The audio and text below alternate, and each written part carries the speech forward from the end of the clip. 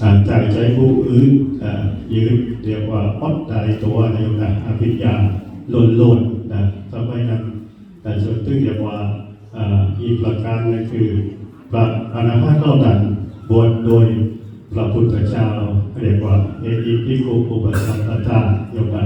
นี่คือใจความสำคัญของวันมาฆะฉะนั้นเรียกว่าวันมาฆบูชาโยนะในเมืองละส่ง1,250 องค์มาประชุมกันโดยเวลามาได้นับปราทางศาสนาพุทธโยนะจึงทำให้ว่าวันมาฆะนี่เป็นวันละส่งวันมาฆะเดือนชาเป็นวันมาฆะส่งวิสาขบูชา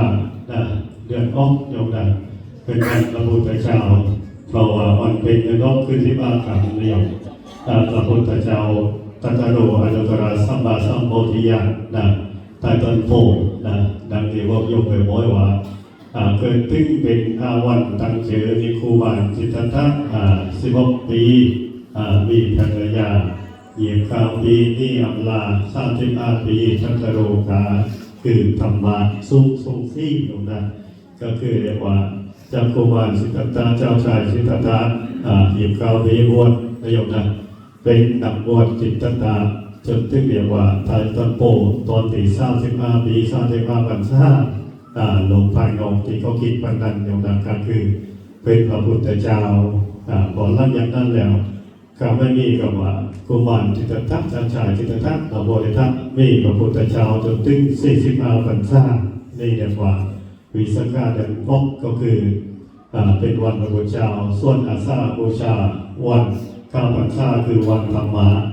ลัญญาติพระองค์นักโดยครบแล้วเดือน7 เดือน8อยู่นะวันอาสาบูชาท่านก็ได้แสดงธรรมกลางแรงแค่ปัญจวัคคีย์ทั้ง5ติปาอิสิปตัตตะบันทึกทยวันถือว่าเป็นวันประธรรมเนยมมาฆะคือประธรรมวิสาขะคือพระพุทธอาสาะคือพระสงฆ์ฉะนั้นแล้วญาติโยมทั้งหลายเรียกว่าวันนี้ถือว่าเป็นวันพระอรหันต์ถ้าว่าพระอรหันต์คือใครมาจากไหนอย่างไรก็มาจากคนที่เรียกว่าถ้าว่าองค์พระสารีบุตรโมคคัลลาเมืองสายเมืองกว้านที่นางนายมนี่คือคนที่เบื่อหน้าโลกแล้วอยู่คนที่เบื่อโลกแล้วเนี่ย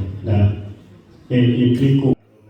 เจอตัวเป็นภิกษุมาเถิดทำมาโนกล่าวดีแล้วจงเธอจงประพฤติพรหมจรรย์เพื่อทำภิกษุได้ถูกนี่เรียกว่าการบวชแบบเอหิภิกขุอุปสัมปทาแต่ว่าจะมี2 อายุนะเธอจงเป็นภิกษุมาเถิดทำอันเราทำมาแล้วนี่หมายถึงว่าเคยฟังธรรมะเรียกว่าบรรลุธรรมทันทีเป็นพระอรหันต์ทันทียังประโยชน์นี่คือว่าเธอต้องเป็นภิกษุมาเถิดทำอันเราทำดีแล้วแต่ถ้าพระผู้ใดหลงทางให้ทำโซดาบันทันไหนตรงนั้นเราท่านจะพูดว่าเธอจงเป็นภิกษุมาเถิดทำอันเราทำดีแล้วเจอสุภพุทธเพื่อมาจันเพื่อทำภิกษุในตุนี่เนี่ยว่าได้อยู่กับพระอรหันต์พระอริยบุคคลนิยมนะก็เรียกว่านี่อยู่2 ประเภทอันนี้โยมก็ใจไม่ก็ใจความไปขออยู่นะคือนึกคือบรรลุเป็นพระอรหันต์ทันทีหลังจากนั้นไม่ต้องมาพึงทำแล้วคือเสร็จแล้ว